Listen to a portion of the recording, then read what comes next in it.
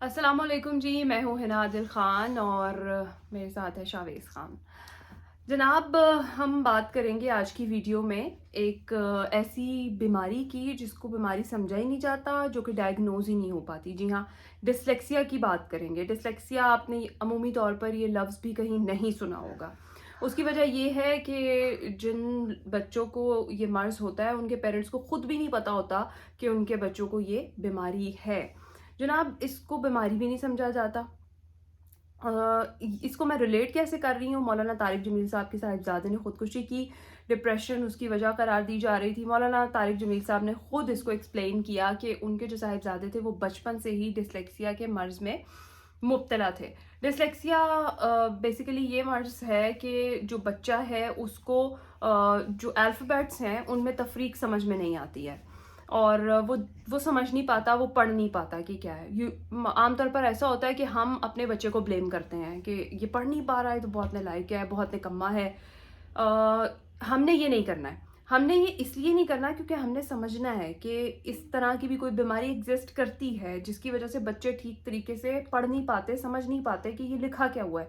अगर एक बहुत फेमस मूवी थी तारे ज़मीन पर, उसकी स्टोरी एग्जैक्टली उस एक बच्चे की थी जो डिसलेक्सिया का मरीज था और उसको वर्ड्स समझने में प्रॉब्लम होती थी। फाइनली उसको फैमिली की तरफ से भी हमने मूवी में देखा क्लियरली सख्तियों का सामना करना पड़ा। फिर उसकी जो एक टीचर ने उसकी ये बीमारी रिकग्नाइज की। तो ये बहुत ज़रूरी है आजकल के दौर में कि आप अपने बच्चों को समझें। जो मौलाना तारिक जमील साहब के साथ ज़्यादा थे वो डिसलेक्सिया के मर्ज़ में मुब्तला थे, और बकौल मौलाना तारिक जमील साहब के वो बचपन से ही पढ़ लिख नहीं पाए थे। ना दीनी तालीम प्रॉपर उस तरीके से, और ना ही जो स्टडीज़ है उसमें उन्होंने कोई जो है वो क्या कह सकते हैं कि उन्होंने पढ़ाई जो है वो की होगी। तो जनाब, डिसलेक्सिया के अगर मैं आपको फेमस पेशेंट बताऊं ना तो टॉप ऑफ द लिस्ट कौन है? Albert Einstein. Albert Einstein dyslexia के मर्ज में मुब्तला थे और उनको डिले इन स्पीच भी था। ऐसे जो पेशेंट्स हैं उनको बोलने में दिक्कत आती है, पढ़ने लिखने में तो बहुत ज़्यादा प्रॉब्लम होती है। तो इसलिए पेरेंट्स के लिए ज़रूरी है कि इस तरह से अगर अपने बच्चे में कोई सिम्टम्स देखें तो बिल्कुल परेशान ना हो, अपने बच्चे के साथ कोऑपरेट करें। और अगर टीचर्स देखें किसी स्टूडेंट्स में ये मसला, तो ना कि उसको आप ह्यूमिलेट करें क्लास में या बुली करें या कुछ इस तरह से, क्योंकि आजकल बहुत ट्रेंड चल रहा है कि तुम नालायक हो, तुम निकम्मे हो, तुम्हें नहीं आता कुछ। और इस चीज़ को ना माइनस करने की ज़रूरत है, क्योंकि हमने इस मर्ज को भी एक मर्ज समझना है कि ये वाकई एक बीमारी होती है बच्चों में और एग्जिस्ट करती है।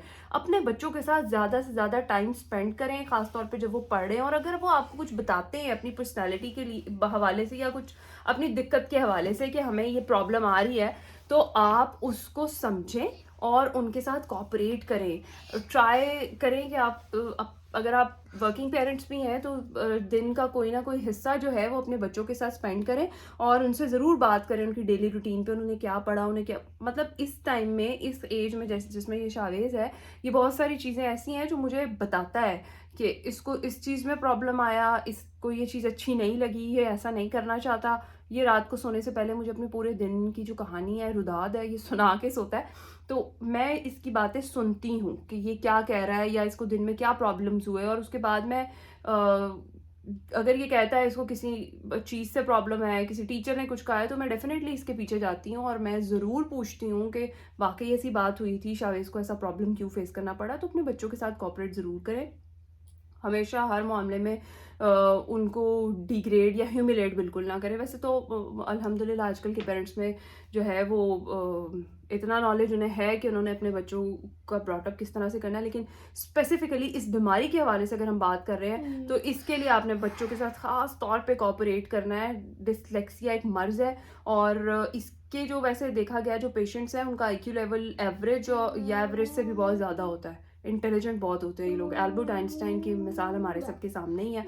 तो बजाय इसके कि आप उसकी उन सलाहियतों को जो जिसमें वो वीक है उसकी वजह से उसे बच्चे को ह्यूमिलेट करें या कुछ उसे परेशान करें, आप इसको प्रॉपरली ट्रीट करवाएं। फ़िलहाल तक तो अभी तक इस मर्ज़ का जो कोई ट्रीटमेंट है वो डिस्कवर नहीं हो सका है, लेकिन मेरे ख्याल से प्रॉपर अगर आप हेल्प करें अपने बच्चे की, उसे एड दिलवाएं जिस तरह की उसे चाहिए। अगर स्पीच में डिले है उसके हवाले से आप डॉक्टर से कंसल्ट करें तो बेहतरी ज़रूर आई है। प्रोग्रेस के बहुत सारे केसेस भी हुए हैं इसकी کی جو ریسرچ میں ابھی پڑھ رہی تھی. تو آپ اپنے ہر لحاظ سے اپنے بچے کے ساتھ کوآپریٹ کریں اور ضرور سنیں کہ اس کو اگر پڑھائی میں کوئی مشکلات آ رہی ہیں تو کیوں آ رہی ہیں, اور اگر وہ اب واقعی آپ کو کہہ رہا ہے کہ وہ کسی ورڈ کو نہیں سمجھ پا رہا یا اس کو ڈسٹنگوش نہیں کر پا رہا یہ کون سا ورڈ ہے اور یہ کون سا ورڈ ہے, تو آپ اس کو سیریسلی لیں. Thank you.